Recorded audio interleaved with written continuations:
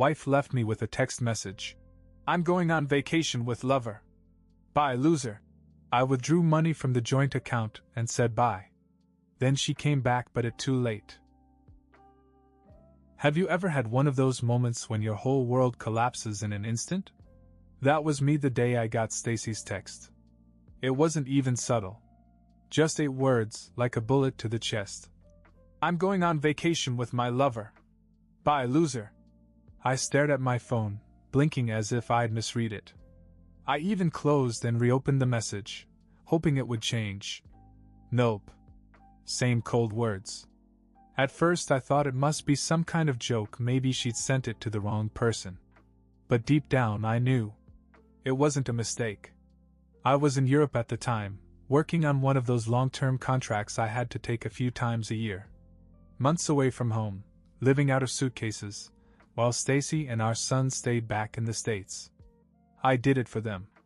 Every paycheck I earned went straight to making sure they were taken care of. I sent her $5,000 every month, enough to cover all the bills and then some. And whenever she asked for more, I'd send it without question. I thought I was doing the right thing. I thought we had a real partnership. Turns out I was nothing more than an ATM to her. In retrospect, the signs were everywhere. I just didn't want to see them. My mom had warned me from the beginning. She never liked Stacy very much. Not that she was rude about it, but you know how mothers have that sixth sense. She pulled me aside more than once and said things like, "Tom, she's not right for you. You two are too different. You need someone loyal." I didn't want to hear it. I thought my mom was just being overly protective, the way moms are sometimes. But she wasn't the only one. My friends were coming to me with stories, too. "Hey man, I saw Stacy at the bar last night with some guy." Or, "She's been going to a lot of parties while you've been gone." They weren't trying to create drama, they were trying to help. But I brushed them off. I didn't want to believe it. Whenever I confronted Stacy, she always had a way of turning the situation around. "You're jealous," she'd say.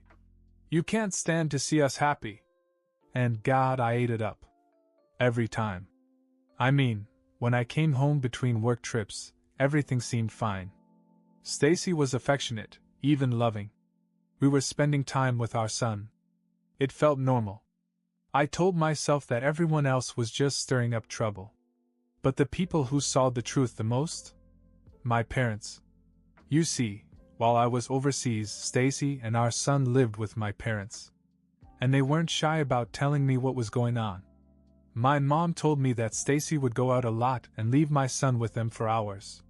Sometimes she'd come home late at night, all dressed up like she was going to a club. My dad even noticed, but he was a little more reserved. He'd just tell me, "Son, maybe you should open your eyes a little bit." But no, I stayed in denial. I didn't want to admit that I might have married someone who didn't care about me. Hell, I loved her. I thought she was my forever. Then came the text. "Bye, loser." I can't even describe how that felt. Like someone took a sledgehammer to my stomach. And after the shock wore off, all that was left was anger. I'd spent years busting my ass for this woman, and she threw it away like it was nothing. She didn't even have the decency to tell me in person. Just a text message. I finally texted her back. "Okay, bye. But now kiss your money goodbye." She replied almost immediately. "No, wait. Let's talk about it. Don't do anything rash." Rash? Are you kidding me? I wasn't the one sleeping around while my spouse worked overseas. I wasn't going to sit around and let her call the shots anymore. I called the bank, withdrew $20,000 from our joint account, and then called my mother. I asked her to find any savings Stacy might have stashed away and secure them. It was time to cut her off completely. And I didn't feel guilty. Not one bit. She deserved every ounce of what was coming to her. Once the money was settled, I booked the next flight home. I wasn't going to let this drag on.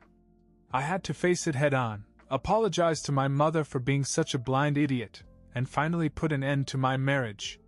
Stacy had made her decision. Now it was time for me to make mine. The next day, I was on a red-eye flight back to the States. I didn't sleep at all. My mind was racing with all the things I was going to do when I got there. I imagined going into the house, catching Stacy off guard, maybe even throwing her stuff out on the lawn.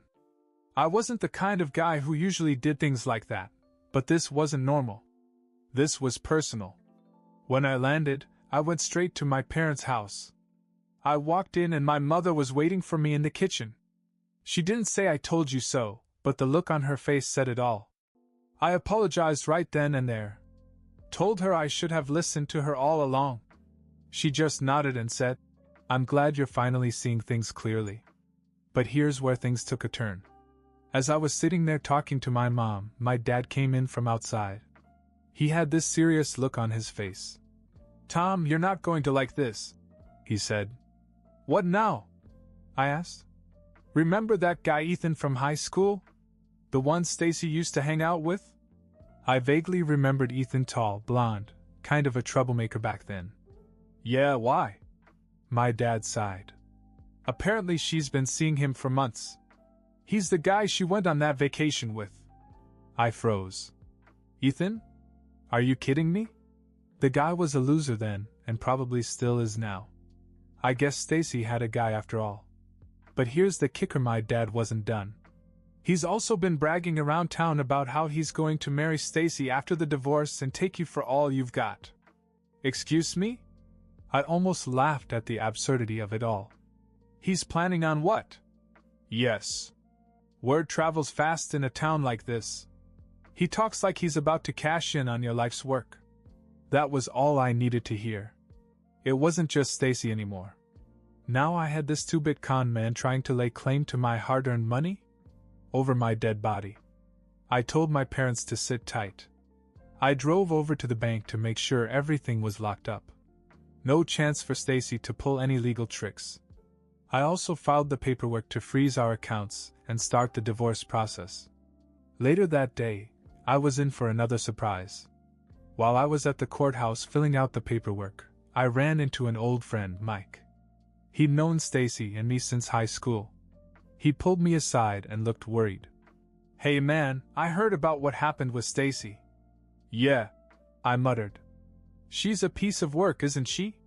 Mike looked around as if he didn't want anyone else to overhear. "Listen, there's something you should know. Stacy's been seeing more than just Ethan." "What do you mean?" "She's been seeing a couple other guys. One of them is married. And his wife found out." I blinked. "Wait, what? When did this happen?" "The last few months. It's all coming out now that people know you're back in town." I didn't know whether to laugh or be completely horrified. How deep was this betrayal? How many lies had she told? It was as if every time I thought I had the whole story, another layer was peeled back, revealing more dirt. By the time I got back to my parents' house, my phone was exploding with messages. Stacy must have heard I was in town, because she was suddenly very eager to talk. "Tom, let's meet. We can work this out." "Please." "Work this out?" "Yeah, sure." The only thing I wanted to work out was how fast I could get her out of my life. But I decided to let her come back anyway. Not because I wanted to make up, but because I wanted her to see what she had lost. I wanted her to walk into that house and face me, my parents, and the reality of what she'd done. She showed up 5 days later, strutting in as if she hadn't just blown up our entire marriage. But the moment she saw me standing there with my parents, her confidence cracked. I didn't even raise my voice. I just told her, "It's over, Stacy. You're done here." I expected her to cry, to beg, to make some dramatic scene. But instead, she just folded her arms and said, "Fine. But don't take all the money." I smiled. "Oh, I already did." Her face paled. "Wait, what?" "Yes, Stacy. The accounts are empty. You won't get a dime from me. Good luck with Ethan. Maybe he'll support you now." She lost it. She started screaming about how I had no right, how I was being unfair. My dad, who'd been quiet until then, finally spoke up. "You need to get out of here, girl. You're not welcome in this house anymore." She snapped at him, but it didn't matter. She knew she had no choice. Then, just when I thought things couldn't get any more surreal, she dropped another bomb. "You can keep the baby," she said. "I'm done with this whole family life. I want to be free." My mother gasped. "Excuse me? You're giving up your own son?" Stacy shrugged like it was no big deal. "I need to find myself. I can't be tied down anymore." And with that, she grabbed her bags and walked out the door without looking back. After Stacy walked out that door, leaving her own son behind like a piece of luggage, I stood there in stunned silence. My mother, however, wasn't so quiet. She muttered under her breath, "Good riddance." My father didn't say much either. He just shook his head, grabbed a beer, and walked out into the backyard. That was his way of dealing with stress. Sit outside, drink a beer, and let it all sink in. Meanwhile, I felt like I had been thrown into a soap opera. I mean, who does that? Just casually abandon your kid and walk out of a marriage like it's no big deal? My head was still spinning when I heard my son's footsteps upstairs. He was only 5, and fortunately too young to understand all the chaos that had just happened. I didn't want him to see me like this, angry, confused, and embarrassed, so I took a deep breath and went to check on him. He was playing with his action figures as if nothing had happened. "Hey, buddy," I said, trying to sound normal. "Are you hungry? Grandma's making dinner soon." "Yeah," he chirped, completely unfazed. I envied his innocence. For the rest of the evening, I focused on him, pretending that everything was fine. But deep down, I knew I had to get my act together, and fast. Stacy was gone, and I had to figure out what life was going to be like now for both of us. The next morning, I got a call from my attorney. "Tom, we have a problem," he said right off the bat. "Great," I sighed. "What now?" "Stacy has already contacted a lawyer. She's claiming that you emptied the joint account illegally. She's threatening to file a lawsuit if you don't give back at least half the money." I almost laughed. "Illegally?" "She left me a message saying she was going on vacation with her lover." "Doesn't that count for something?" "Unfortunately, it's not that simple. She can claim abandonment, but unless you have proof that she was unfaithful and misused funds, she might have a case." Proof. That word stuck in my head. Proof. I had to stop playing defense and start building my case. That's when it hit me, Ethan and the others. Everyone in town knew what Stacy was up to. People had seen her with Ethan, at clubs, at parties, sneaking around. And Mike had mentioned other guys too. If I could get witnesses to back me up, I'd have all the proof I needed to shut her down legally and protect myself financially. That afternoon, I decided to pay Mike a visit. He lived a few blocks away, so I drove over and knocked on his door. When he opened it, he gave me a look like he'd been expecting me. "Tom, man. Are you okay?" "Not really," I admitted. "But I need your help. You said Stacy was seeing other guys besides Ethan. I need names, dates, anything you've got." Mike scratched the back of his head and hesitated. "Look, I don't want to get in the middle of this mess, but yeah, there are things that people have seen. I can talk to some people and see if they're willing to go on the record." "Thanks. I really need this, Mike. She's trying to take me to court for money she doesn't deserve." He nodded. "I get it. You don't deserve that crap." We talked for a while, and before I left, Mike dropped another surprise on me. "Hey, just a heads up. Ethan's been telling people that Stacy's planning on coming after you hard. Apparently he thinks he's got the upper hand because she's going to get custody of your kid if things get ugly." I froze. "What?" "She doesn't even want him. She just said she's done with family life." "Yeah, well, she might change her mind if it means getting more money in court. Ethan's probably pushing her to do that." That lit a fire in me. Stacy could try whatever she wanted, but there was no way I was going to let her take my son just to milk me for more money. I had to get ahead of this and fast. Later that night, I sat down with my mom and dad to discuss the situation. My dad, in his usual laid-back way, said, "Don't let her scare you, son. She doesn't have a leg to stand on. You've been supporting her for years while she's been running around behind your back. Courts aren't stupid. Still, I said, I have to cover all my bases. If she comes after me, I need to be ready. My mom chimed in. You have the truth on your side, Tom. And this town is too small for her lies to stand up. People know what she's done. They just need to get the facts. She was right. The next few days were a whirlwind of meetings, phone calls, and conversations. Mike came through with a couple of friends who were willing to testify about Stacy's infidelity. One of them even had photos from a party where Stacy was making out with Ethan in front of everyone. On top of that, I found out that Stacy had been borrowing money from people all over town, money that she hadn't paid back. It seemed like every new piece of information painted her as more reckless and irresponsible than I'd ever imagined. But the biggest twist came a week later. I got a call from Stacy's attorney. Apparently, Stacy had completely backed down from her custody threat. She knew she didn't have a chance. But the lawyer hinted that she had a new plan. She wanted to settle everything out of court on her terms. What were those terms? I was about to find out. A few days after I heard that Stacy wanted to settle, I got a phone call directly from her. I almost didn't answer it, but curiosity got the better of me. She wasted no time with pleasantries. Tom, we have to stop this nonsense, she said. Let's be adults and work out an agreement. You can't keep all the money. We were married. I'm entitled to some. I laughed bitterly. You're entitled?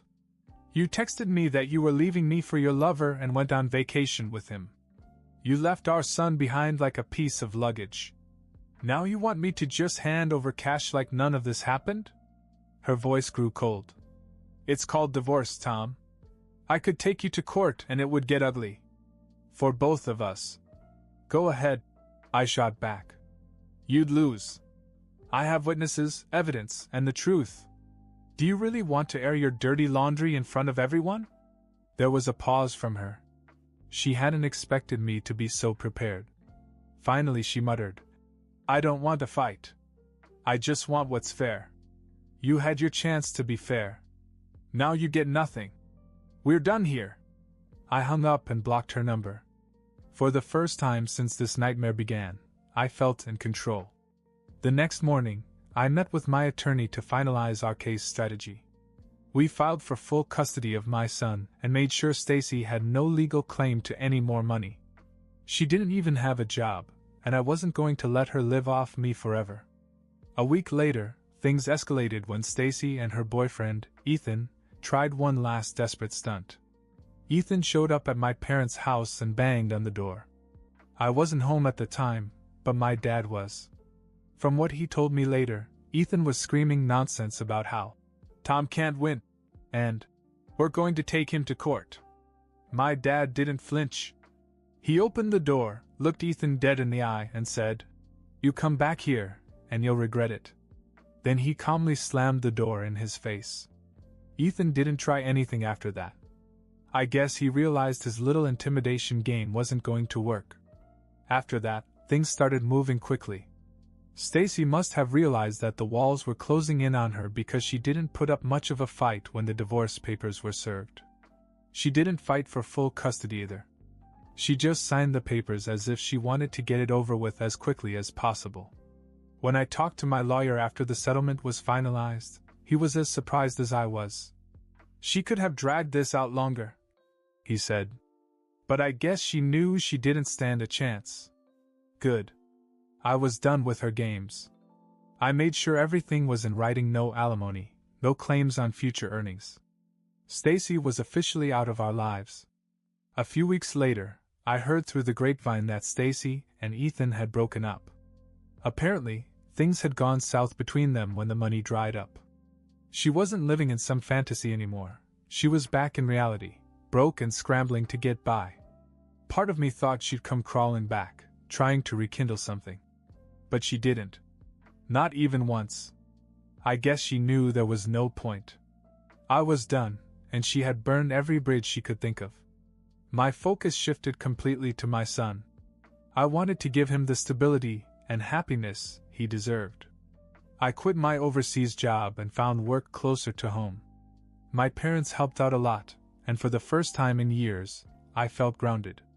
One night, as I was tucking my son into bed, he looked up at me and said, "Daddy, are we going to be okay now?" I smiled and stroked his hair. "Yeah, buddy. We're going to be okay." And we were. A few months after the dust settled, I thought I'd heard the last of Stacy. I didn't keep track of her, and honestly, I didn't care where she ended up. But of course, life has a way of throwing curveballs when you least expect it. I was at the grocery store when I ran into Jenny, one of Stacy's old friends. We hadn't talked much before, but now she seemed eager to share some gossip. "Hey, Tom! I hear you're doing great with your kid." "That's great," she started, then leaned in like she was about to drop some juicy news. "Did you hear about Stacy?" I raised an eyebrow. "No, I haven't." "What about her?" Jenny snorted. "She's living with some guy now. Some Mexican guy she met a few weeks after Ethan dumped her. Apparently they're crashing in some rundown apartment across town." I couldn't help but chuckle. "Really? Well, I guess she's still finding herself, huh?" "Yeah," Jenny grinned. "But here's the kicker, she's been asking people for money. She told me she's struggling and may have to leave town soon. Oh, and she mentioned you. She said she was going to try to ask you for help." "Good luck with that," I said, shaking my head. Sure enough, a week later I got an email from Stacy. I hadn't blocked her, although I probably should have. It was a long, rambling message about how things hadn't worked out with Ethan and how she was now living with a guy named Manuel. She claimed she was trying to turn her life around but needed some temporary financial assistance. She said it would help her get back on her feet and implied that it was the least I could do since we shared a history. I didn't respond. I didn't even think about it. A few days later, my mother called me. "Guess who called me today?" she said, clearly amused. "Let me guess, Stacy." Bingo. She's got some nerve. She asked if I could loan her a few $1,000s to support her new life. I told her, "Honey, you made your choices. Now you live with them." She didn't take it well. "Good," I said. "She doesn't deserve any sympathy." From then on, Stacy was just a name in my past. She had no power over me, my family, or my son. We had everything: stability, happiness, and peace. My boy was thriving, surrounded by love and support. We'd built a life without her, and it was better than anything I could have imagined during those dark days. As for Stacy, word around town was that she had moved out of state not long after her attempts to beg for money failed. Last I heard, Manuel had left her too. But that wasn't my problem anymore. She was just a chapter of my life that I had finally closed. And for the first time in a long time, I felt free. Really free.